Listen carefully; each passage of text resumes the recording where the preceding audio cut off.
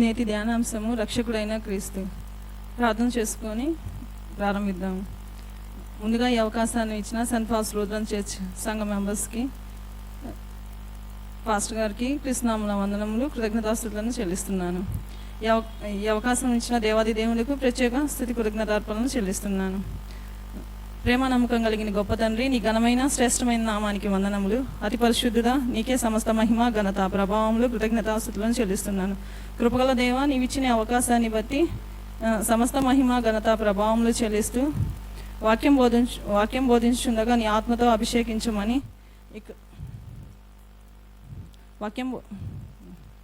వాక్యం బోధించుండగా నీ ఆత్మతో అభిషేకించమని, ఆ వాక్యాన్ని వినేవారికి కూడా వినగల చెవులను గ్రహించే మనసును నెమరవేసుకునే శక్తిని అనుగ్రహించమని, నీవే తోడైంది నడిపించమని చిన్న ప్రార్థన త్వరలో రానైనా క్రీస్తు శ్రేష్టమైన నామమున అడిగి వేడుకొనుచున్నాను తండ్రి, ఆమేన్. నేటి ధ్యానాంశము రక్షకుడైన క్రీస్తు. మనం యేసుక్రీస్తుని సొంత రక్షకుడిగా అంగీకరించినప్పుడు దేవుడు మనకు ఏ రకంగా సహాయం చేస్తారు, ఏ రీతిగా మనల్ని కాపాడతారనే విషయాన్ని ధ్యానించుకుందాము. 1 తిమోతి 2:5 దేవుడు ఒక్కడే, దేవుడికి నరుడికి మధ్యవర్తి ఒక్కడే, ఆయన క్రీస్తు యేసను నరుడు. మన ప్రభువుని సొంత రక్షకుడిగా అంగీకరించుకున్నప్పుడు, మధ్యవర్తిగా మనం ప్రభుని చేసుకున్నప్పుడు, ప్రభు మనకు అన్ని విషయంలో మేలు చేస్తూ అన్ని కార్యములలో కూడా మనల్ని నడిపిస్తూ ఉంటాడు. దేవుని మనం సొంత రక్షగా అంగీకరించుకోవాలంటే దేవుని పట్ల భయభక్తులు కలిగి దైవభక్తి గలవారిగా మనం ఉండాలి. దైవభక్తి గలవారిని దేవుడు ఎప్పుడు అంగీకరిస్తూ ఉంటాడు. దైవభక్తి గలవారిని ప్రభు అంగీకరిస్తాడు, దేవుడి చిత్తాన్ని బయలుపరుస్తాడు. దైవభక్తి గలవారికి దేవుడు తోడయ్యింది నడిపిస్తూ ఉంటాడు. దైవభక్తిని కలిగి దేవుని యందు భయభక్తులు కలిగి ఉన్నప్పుడే దేవుడు తన చిత్తాన్ని మనకు బయలుపరుస్తాడు. ఏ మార్గంలో మనం వెళ్ళాలి, ఏ మార్గంలో మనం నడవాలి, ఏ రీతిగా మనం ముందుకెళ్ళాలని మనకి దేవుడు తన చిత్తం ద్వారా బయలుపరుస్తాడు. దైవభక్తి గల వారి వల్ల దేవుడు తన చిత్తాన్ని బయలుపరుస్తూ మనల్ని అంగీకరిస్తూ మనకి ముందుండి నడిపిస్తూ ఉంటాడు. దేవుని మనం సంతోషపరిచే విధంగా ఉన్నప్పుడే దేవుడు దైవభక్తి గల వారిని అంగీకరిస్తాడు. దేవుని మనం ఎందుకు సంతోషపరచాలి? దేవుడు మన సృష్టికర్త, సకల సృష్టికర్త. అన్ని విషయములలో కూడా సమస్తాన్ని సృష్టించి తన ప్రేమతో మనల్ని అందరినీ ఏర్పరచుకొని మనల్ని నడిపిస్తూ ఉన్నాడు. కాబట్టి సకల సృష్టికర్త అయిన దేవుని మనం ఎప్పుడు గణపరుస్తూ మహిమపరుస్తూ ఆయన చిత్తం ప్రకారం మనం ముందుకు నడుస్తూ ఉండాలి. దేవుని సంతోషపరిచే విషయాల గురించి, దేవునికి సంతోషం కలిగించే విషయాలను హెబ్రీ పత్రిక 13:1-19 వరకు ధ్యానించుకుందాము. సహోదర ప్రేమను నిలవరంగా ఉందని ఇది ఆతిథ్యం చేయ మరొకడి, దానివల్లనే కొందరు ఎరుగకే దేవదూతలకు ఆతిథ్యం చేసిరి. మీరును వారితో కూడా బంధింపబడినట్లు బంధకములలో ఉన్న వారిని జ్ఞాపకం చేసుకునేది. మీరును శరీరంతో ఉన్నారు కనుక కష్టములు అనుభవించుచున్న వారిని జ్ఞాపకం చేసుకునేది. వివాహం అన్ని విషయములలో ఘనమైనది గాను పాన్పు నిష్కలంకమైనది గాను ఉండవలను. వేసే సాంగులకును వ్యభిచారులకును దేవుడు తీర్పు తీర్చును. ధనాపేక్ష లేని వారయ్యి మీకు కలిగిన వారితో తృప్తిగా ఉంది. నిన్ను ఏమాత్రమూ విలువను, నిన్ను ఎన్నడూ ఎడబాయనని ఆయనే చెప్పాను కదా. కాబట్టి ప్రభు నాకు సహాయకుడు, నేను భయపడను, నరమాత్రుడు నాకేం చేయగలదు అని మంచి ధైర్యంతో చెప్పగలవారమై ఉన్నాము. మీకు దేవుని వాక్యం బోధించి మీ పైన నాయకులుగా ఉన్నవారిని జ్ఞాపకం చేసుకొని వారి ప్రవర్తన ఫలమును శ్రద్ధగా తలంచుకొనుచు వారి విశ్వాసమును అనుసరించుడి. యేసుక్రీస్తు నిన్న నేడు ఒకటే రీతిగా ఉన్నాడు, అవును యుగయుగములకు ఒకటే రీతిగా ఉండును. నానా విధములైన అన్యబోధల చేత త్రిప్పబడకుడి. భోజన పదార్థములను బట్టి కాక కృపను బట్టి హృదయములను స్థిరపరచుకొనటం మంచిది. భోజనములను బట్టి ప్రవర్తించిన వారికి ఏమీ ప్రయోజనము కలగలేదు. మనకొక బలిపీఠం ఉన్నది, దాని సంబంధమైన వాటిని తినుటకు గుడారంలో సేవ చేయు వారికి అధికారము లేదు. వేది రక్తము పాప పరిహారార్థంగా పరిశుద్ధ స్థలములోనికి ప్రధాన యాజకుని చేత తేబడిన ఆ జంతువుల కళేబరాలను శిబిరాలను వెలుపట దహింపబడునుగాక. కావున యేసు కూడా తన స్వరక్తం చేత ప్రజలను పరిశుద్ధపరచుటకై గవిని వెలుపట శ్రమ పొందెను. కాబట్టి మనం ఆయన నిందను భరించుచు శిబిరం వెలుపలికి ఆయన యొద్దకు వెళ్ళుదము. నిలవరమైన పట్టణము మనకిక్కడ లేదు, కానీ ఉండబోచున్న దానికోసము ఎదురు చూస్తున్నాము. కాబట్టి ఆయన ద్వారా మనము దేవునికి ఎల్లప్పుడూ స్తుతియాగం చేయుదము, అనగా ఆయన నామం ఒప్పుకొనుచు జిహ్వాఫలము అర్పించుదము. ఉపకారమును ధర్మమును చేయ మర్చిపోకుడి.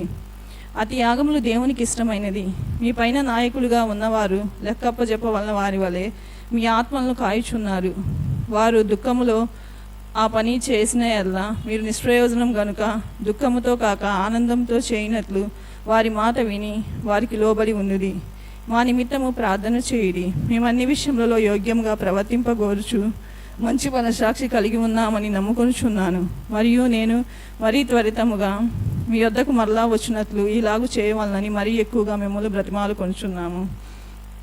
దైవభక్తి గల వారిని దేవుడు ఎట్రీతిగా ఆశీర్వదిస్తాడు. దేవుని సంతోషపరిచే విధంగా మనం ఎలా ఉందాం అనేది హెబ్రీ పత్రిక 13వ అధ్యాయంలో కొన్ని వచనాలను మనం ధ్యానించుకున్నాము. ముందుగా సహోదర ప్రేమను నిలవరంగా ఉండనివ్వాలి. సహోదరులను ప్రేమించే మనసును, ఇతరులను ప్రేమించే మనసును మనం కలిగి ఉండాలి. సహోదర ప్రేమను కలిగి మన జీవితంలో మనకు ముందుకెళ్ళినప్పుడు దేవుడు కూడా అతి ప్రేమను మనకు మన ఎడలో చూపిస్తాడు. ఆతిథ్యం చేయ మరొకరికి మనం ఇతరులకు ఆతిథ్యం ఇచ్చే విధంగా ఉండాలి. ఇతరులకు ఆతిథ్యం ఇచ్చే విధంగా మన జీవితంలో మనం ముందుకెళ్ళాలి. ఇతరులకు ఆతిథ్యం ఇచ్చే గుణాన్ని కలిగి ఉన్నప్పుడు దేవుడు కూడా అతి రీతిగానే మనకు కూడా మనం ఎక్కడికి వెళ్ళినా కానీ ఆతిథ్యం ఇవ్వడానికి సహాయాన్ని, కృపను అనుగ్రహిస్తాడు. వివాహం అన్ని విషయంలో ఘనమైనది గాను పాన్పు నిష్కలంకమైనది గాను ఉండవలను. అవును, మన వివాహ విషయంలో మన సొంత ఇష్టాన్ని కాకుండా దేవుడి చిత్త ప్రకారం మనం ఎరిగి ప్రార్థించినప్పుడు దేవుడే తన చిత్తాన్ని మనకు బయలుపరిచి మన పట్ల తన కార్యాలను చూపిస్తాడు. వివాహ విషయంలో మనం దేవుని చిత్త ప్రకారం ప్రే చేసుకోవాలి. దేవా, నా ఇష్టమైతే కాదు, నీ చిత్త ప్రకారం నేను ముందుకెళ్ళాలి, నీ చిత్తాన్ని నాకు ఎక్కడ ఏర్పాటు చేసావు అని చెప్పి మనం దేవుని చిత్త ప్రకారం మనం దేవుణ్ణి అడిగినప్పుడు దేవుడే తన చిత్తాన్ని బయలుపరిచి తగిన కాలమందు మనకు సహాయాన్ని, కృపను అనుగ్రహించేవాడిగా ఉంటాడు. దేవుడి చిత్తానికి, దేవుడి ఇష్టానికి మనం చోటించినప్పుడు ఆయన చిత్త ప్రకారం మనం చేయగలుగుతాము. దేవుని చిత్త ప్రకారం మనం ముందుకెళ్ళినప్పుడే దేవుడు మనకు అన్ని విషయంలో, వివాహ విషయంలో కానీ, మన చదువుల విషయంలో కానీ, మన ఆర్థిక విషయంలో కానీ, జాబ్ విషయంలో కానీ అన్నీ మనకు ముందుగానే బయలుపరిచి తన చిత్త ప్రకారం, తన ఇష్ట ప్రకారం మనల్ని ముందుకు నడిపిస్తూ ఉంటారు. ఆయన చిత్త ప్రకారం, ఆయన ఇష్ట ప్రకారం మనం ముందుకెళ్ళినప్పుడు మన జీవితంలో ఎటువంటి ఆటంకాలు, శ్రమలు, శోధనలు వచ్చినా దేవుడే మనకు తోడయ్యండి నడిపిస్తూ ఉంటాడు. దేవుని సంతోషపరిచే వారంగా మనం ఉండాలంటే ప్రతి ఒక్క విషయంలో కూడా మన జీవితాలను దేవుని చిత్తాలకు అప్పగించాలి. దేవుని చిత్తానికి అప్పగించినప్పుడు మాత్రమే మనం ముందుకు వెళ్ళగలుగుతాము.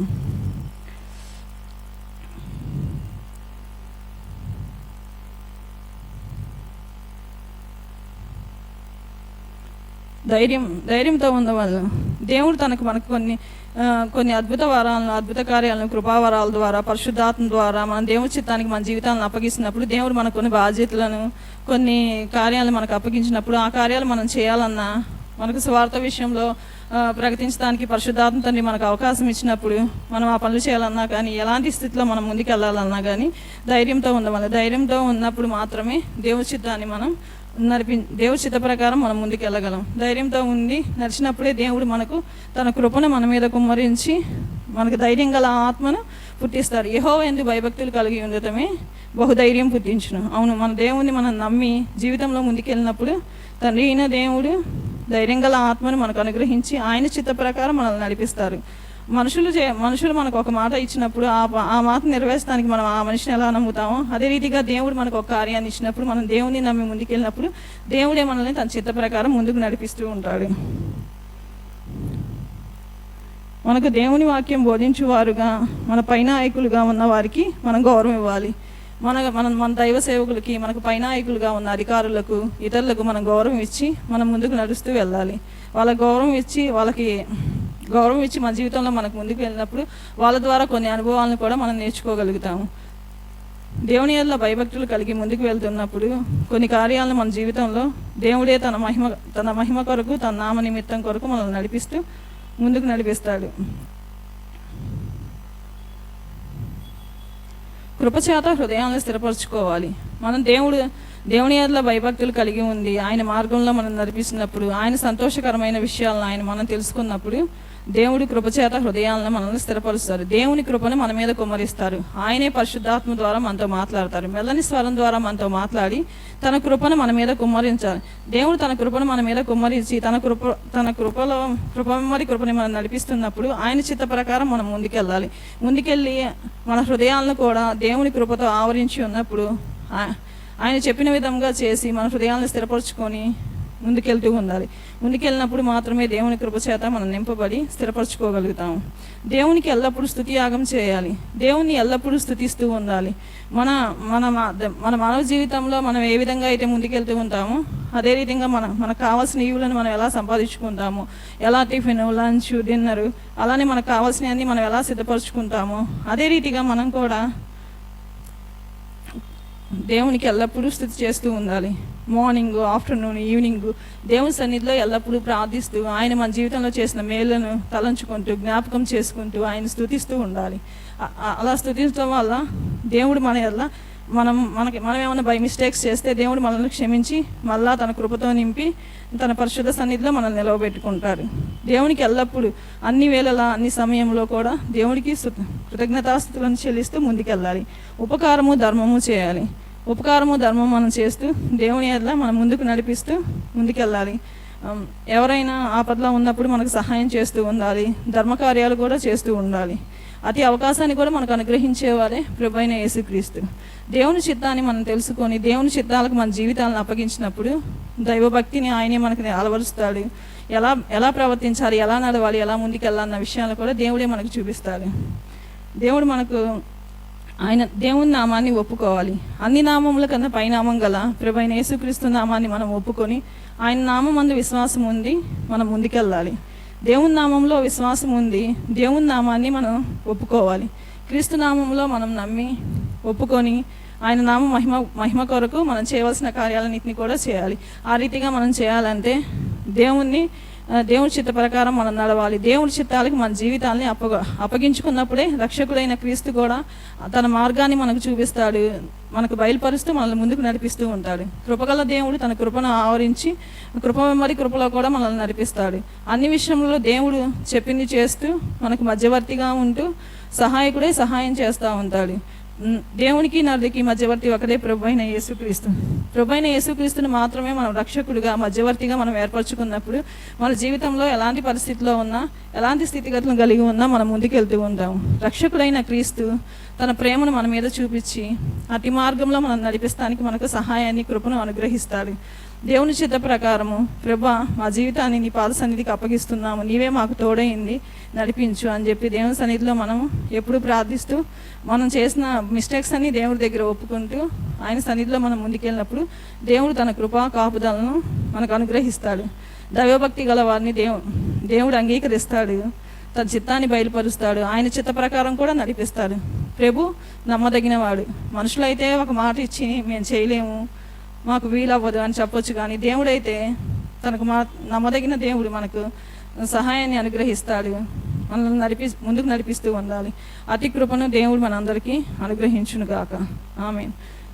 నీ సిలువ ప్రేమతో నన్ను ప్రేమించి మార్గము నీవు చూపి నన్ను మన్నించితివే, మరణపు ముల్లును విరచిన దేవా, జీవమునొసగిన నీ ప్రేమ మధురం, ప్రేమా నా యేసు ప్రేమా, ప్రేమా నా తండ్రి ప్రేమా, మధురమైనది నా యేసు ప్రేమా, మరపురానిది నా తండ్రి ప్రేమా, మరువలేనిది నా యేసుని ప్రేమ, మధురాతి మధురము నా ప్రియుని ప్రేమ, మధురాతి మధురము నా ప్రియుని ప్రేమ.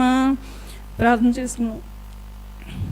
ప్రేమ నమ్మకం కలిగిన గొప్ప తండ్రి, నీ ఘనమైన శ్రేష్టమైన నామానికి వందనములు. ఈ అవకాశం ఇచ్చిన కృపగల దేవ, నీకే సమస్త మహిమ ఘనత ప్రభావంలో చెల్లిస్తున్నాం తండ్రి. ఈ వాక్యాన్ని ధ్యానించుకోవడానికి నీవు ఇచ్చిన అవకాశాన్ని బట్టి కృతజ్ఞతాస్తుతులను చెల్లిస్తున్నాను ప్రభా. మాకు సెంట్ పాల్స్ లూథరన్ చర్చ్లో ఉండి ప్రార్థించడానికి తండ్రి, నీ మెసేజ్ ఇవ్వడానికి నువ్వు నాకు ఇచ్చిన అవకాశాన్ని బట్టి స్తుతి మహిమ ఘనత ప్రభావంలో చెల్లిస్తున్నాను. మా కుటుంబాలను నీ కృపగల హస్తాలకు అప్పగిస్తుండగా తండ్రి అయిన దేవా, నీవే తోడైంది మమ్మల్ని నడిపించు. నీ కృపను మా ఎడల చూపించమని, నీ చిత్త ప్రకారం మమ్మల్ని నడిపించుకోమని, నీవే తోడైంది మమ్మల్ని నడిపించమని చిన్న ప్రార్థన త్వరలో రానైనా క్రీస్తు శ్రేష్టమైన నామమున అడిగి వేడుకొంచున్నాను తండ్రి. ఆమేన్.